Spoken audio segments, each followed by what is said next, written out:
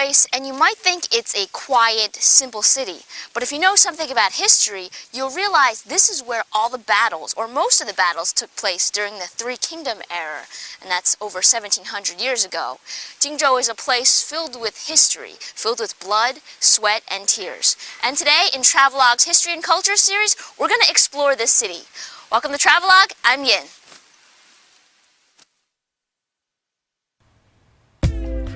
Jingzhou of Hubei province, located in the middle reaches of the Yangtze River, is an ancient city famous as a battleground in ancient times, and during the Three Kingdoms period from 220 to 265 AD. The Three Kingdom period, following the Han Dynasty's collapse, was characterized by a period of disunity and civil war. The rulers of the Wei, Shu, and Wu kingdoms all strove to expand and reunite the empire, and thus were constantly at war. This tumultuous period was memorable in Chinese history, and its fame was amplified by the popularity of the Chinese literary classic Romance of Three Kingdoms. The Romance of Three Kingdoms is one of the four great classics, also including Journey to the West, A Dream of Red Mansions, and Outlaws to the Marsh. The Romance of Three Kingdoms has been around for 600 years, and it's deeply embedded in Chinese history and culture. Common people often make reference to the tales of struggle and human nature.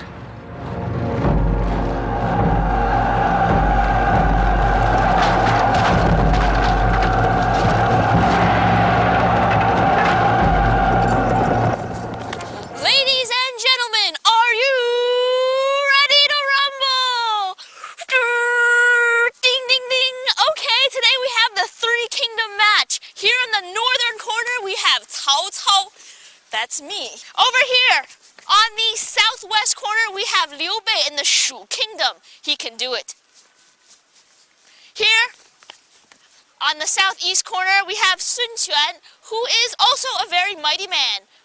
That's me. I'm Sun Quan. And these three kingdoms together, they fought for many, many years. Eventually, these three kingdoms collide here at this very rock of Jingzhou. That's where we are today. And they fought for this place slowly, through the years, gradually. It was a difficult match. And you know, it's gonna last for 70 years.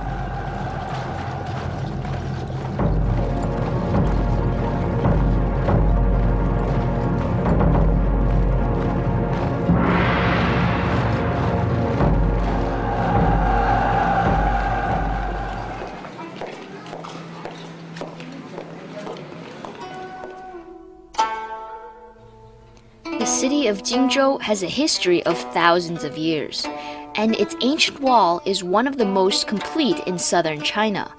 The ancient city is divided into three parts, from outside to inside, layer by layer. The outermost layer is the Water City, then Brick City, and finally Earth City. There's a water ditch surrounding the city as a first line of defense. Then there are two brick city gates, and the earthen space between them was used to trap the enemy inside.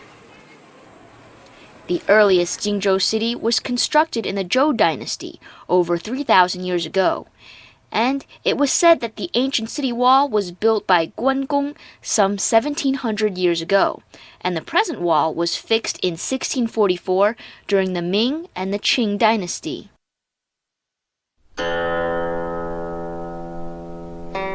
This is one of China's only city walls that stands on its original dirt and earth base, with the longest history among all the city walls in China's ancient times.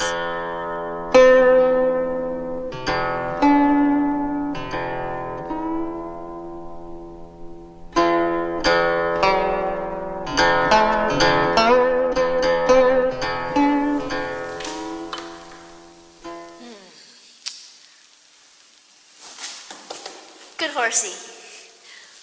But you know, this is not just any man's horse. Chinese people, when they see this horse, along with, back there, you see that blade?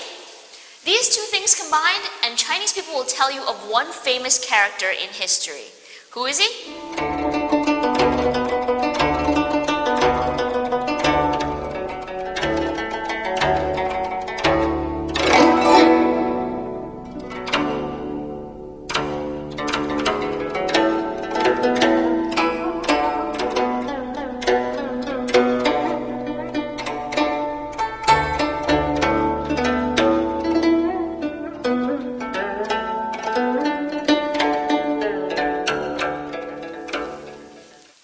And that person is right here. This man called Guan Gong, and he was a viceroy under the Liu Bei Empire Shu Kingdom.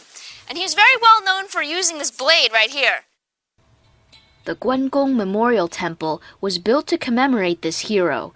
Some of his life stories have been turned into semi-fictional ones, and his moral characteristics have been exaggerated.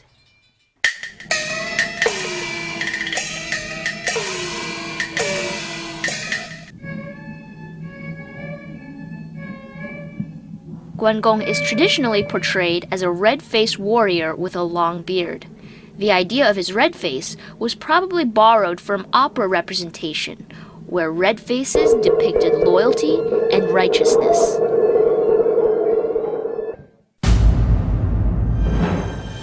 It's believed that Guangong constructed this ancient city.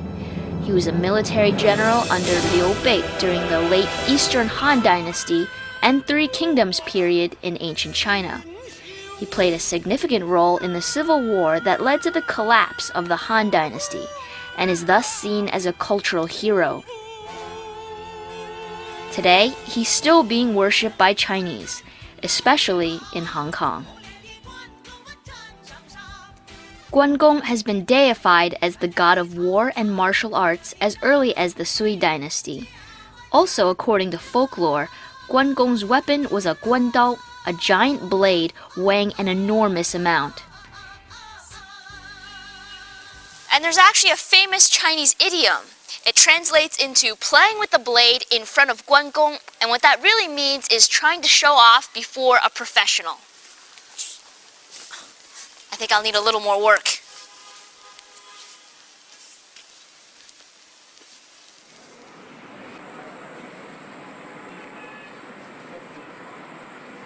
Guangong is strongly attached to the ancient city of Jingzhou, and he constructed it mainly of bricks and stones at the bottom.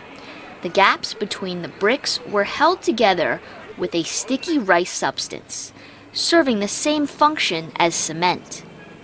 The sturdy construction seals his love for the city and the historical importance he played.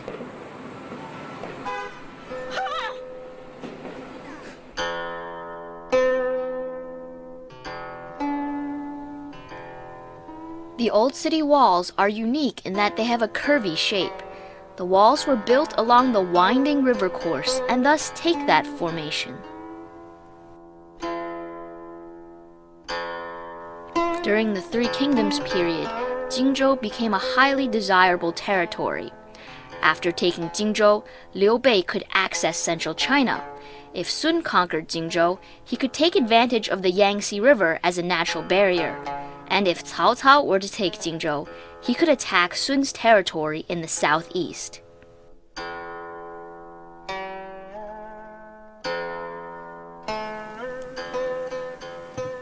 Can you guess what makes this gate so unique? Well, you probably can't, because it used to be called a water gate, and this place used to be all surrounded by water. We'd be swimming right now. And it's the water gate that allowed the boats to come from outside into the city's walls. It was through this unique gate that Liu Bei entered the ancient city's walls, because he was to marry Sun Quan's sister and thus form an alliance with Sun Quan. See, many things in history do change, but some remnants still remain. The ancient city wall is not large, but is complete and intricate. A unique element is that the tortuous city wall gates do not face each other directly.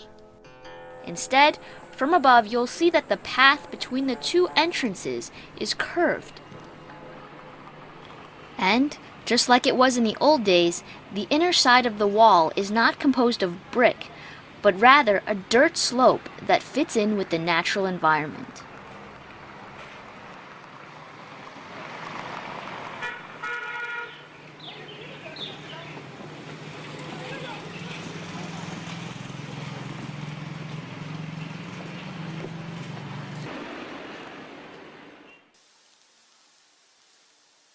The ancient city walls in Jingzhou are perhaps the oldest and longest standing in the entire country.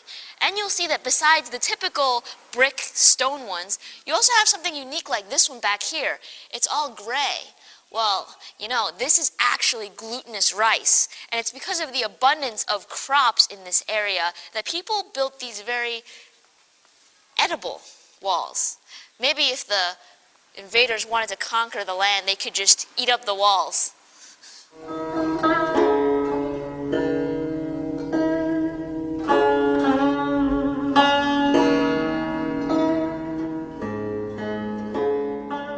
And speaking of food, even the food relates to the three kingdoms. And our meal begins. But before we get started, I have a quick question for you. Imagine someone told you had to make 100,000 arrows with limited time and few resources. What would you do? Think about it. The answer is you'd borrow them, and that's exactly what Sun Quan and Liu Bei did tactfully with Cao Cao. This is the famous Zhuge Liang borrows arrows story. Zhuge Liang was the prime minister and brain behind the Shu kingdom's strategies.